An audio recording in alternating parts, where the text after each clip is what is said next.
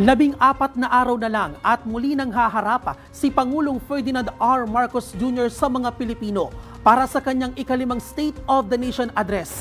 Pero bago yan, balikan natin ang mga naging tagumpay ng kanyang administrasyon sa pagpapatibay ng seguridad at kaligtasan sa Pilipinas. Si Jap Regala sa report. Crime is down, drug use is down, and we didn't have to kill anyone. Makita naman natin dito na ligtas yung ating komunidad. For the first time, wala na sa top 3 concerns ng Filipinos ang peace and order. Lahat na 8 focus crime bumaba.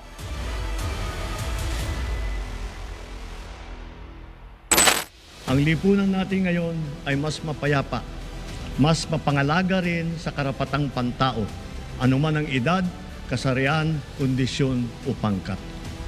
Nasubukan nyo na bang maglakad sa kalye ng gabi ng walang pangamba? May pagbabago ba sa kaayusan at kapayapaan sa inyong komunidad?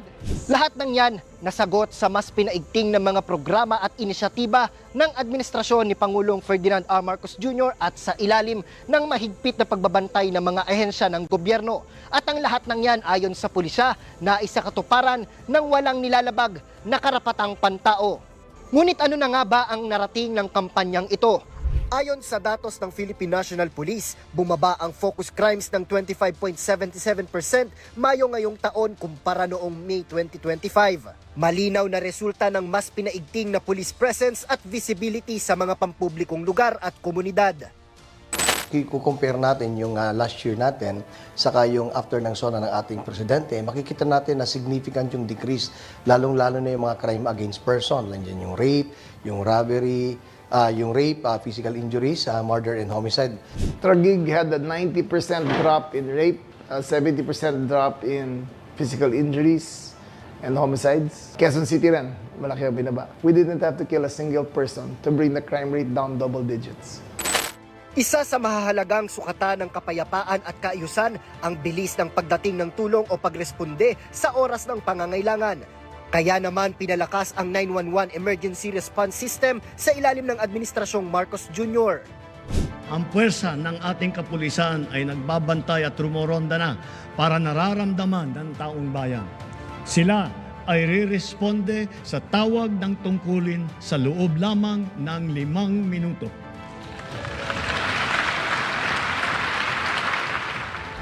Saang lugar ka man sa bansa, madali na ang paghingi ng saklolo. Dati kasi, parang 300 numbers all over the Philippines for emergencies. Ngayon, isa na lang. One number to call for all emergencies. It covers the 11 major dialects of the Philippines. Mula nang ilunsad ito, mahigit 12 milyong tawag na ang natanggap ng ahensya. Nasagot at natugunan nito ang nasa 11.6 milyong tawag at may 95.83% efficiency. Pagpasok ng 2026, mas pinaigting pa ng DILG ang pagpapatupad ng mga lokal na ordinansa sa ilalim ng Safer Cities Initiative sa pangunguna ni Secretary John Vic Remulla. Layo nitong hindi lang mapababa ang bilang ng krimen, kundi magtaguyod din ng disiplina at kaayusan sa buong bansa. For the longest time, hindi pinansin yung yung smoking, drinking in public streets. Bawal yun, pero walang nag-i-enforce. Yung shirtless on the streets, kasi yung mga siga, ganyan sila pangita eh. Yung minors staying up late, yung 17 and below, past 10 o'clock. Yung karaoke, past 10 o'clock p.m. These are small measures which we instituted. Isa sa kanilang napagtagumpayan ang pagbabalik ng tiwala ng publiko sa law enforcement sector. In the history of the PNP, ngayon ang pinakamataas ang trust and performance rating nila. Ang NAPOCOM namin, when I started, 15,000 ang backlog ng cases. I made a mandate na ubusin yon. Ngayon, 0 backlog na kami. Yung ating trust rating mataas, and kung makikita natin yung aming Chief PNP, isa sa one of top performer talaga based sa survey. Mas pinaigting din ang kampanya kontra iligal na droga. Dito, ipinakita na hindi kailangang dumanak ang dugo o gumamit ng dahas para resolbahin ang problemang ito. Mula August 1, 2025 hanggang June 10, 2026, aabot sa halos 53,000 operasyon kontra iligal na droga ang ikinasa ng pulisya sa buong bansa. Papalo naman sa higit 62,000 individual ang naaresto, habang nasa 23.5 billion pesos ang halaga ng nakumpiska, kung saan nanguna sa listahan ang marijuana at shabu. Ayon naman kay Secretary Remulla, malaking rason sa pagbaba ng krimen ang pagbagsak ng supply ng iligal na droga sa bansa. We believe in supply side reduction rather than consumption side. Kung i-reduce mo yung supply, naturally magre-reduce ang demand.